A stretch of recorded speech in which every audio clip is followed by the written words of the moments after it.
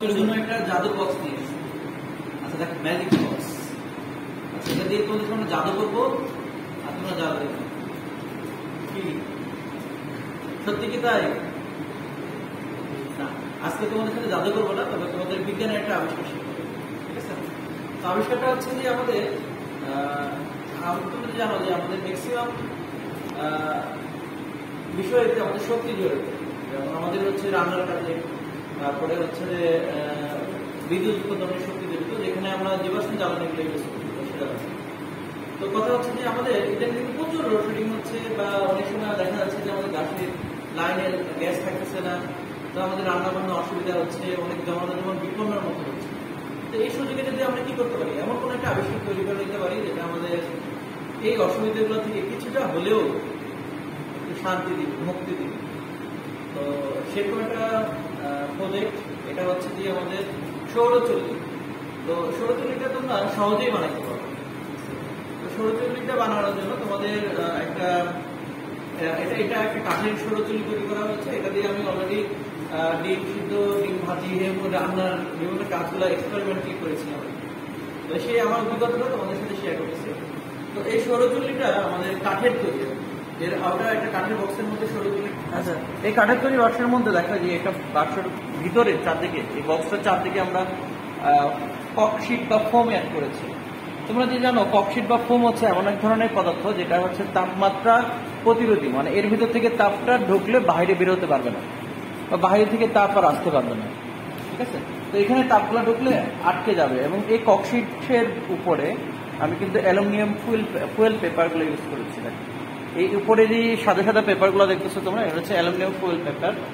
তো এভাবে আমি এই ভিতরের অংশটা কমপ্লিট করেছি বক্সের, এবং তার উপরে আমাদের বক্সের উপরের কভার পার্ট যেটি আছে সেখানে আমি একটা গ্লাস সেট আপ করেছি। ঠিক আছে? এই গ্লাসটা সেট আপ করার কারণটা তোমাদের একটু পরে জানাবো। এবং গ্লাসটার ভিতরে যে মুখটা আছে এই বক্সের ভিতরে, এখানে আমি এমন একটা কাজ সেট আপ করে দিব যেন ভিতরে যে তাপগুলা ঢুকবে সেগুলো কিন্তু বের হতে পারবে না। তোমরা নিশ্চয়ই জানো এই পদ্ধতিটা শীতপ্রধান দেশে ব্যবহার করা হয়। তারা এই পদ্ধতিতেই গ্রিনহাউসের মধ্যে তাদের শাকসবজিগুলো তৈরি করে না। তো আমরা যদি এই পদ্ধতিটাতে এই পদ্ধতিটা কাজে লাগে সৌরচুল্লিটা ব্যবহার করতে পারি, তাহলে আমাদের বর্তমানে যে গ্যাসের উপর চাপটা কিছুটা হলেও কমানো সম্ভব, আর জ্বালানির খরচটাও আমাদের কমানো সম্ভব। ঠিক আছে? তো দেখো, এর উপরে আমরা গ্লাসটা দিয়ে দিব, আর এখানে একটা গ্লাস থাকবে।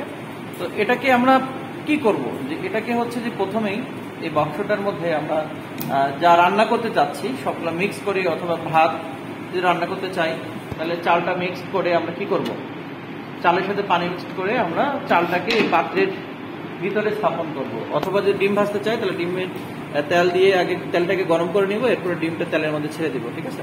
তো এর মধ্যে আমরা কি রাখবো, পাতিলটা রাখবো।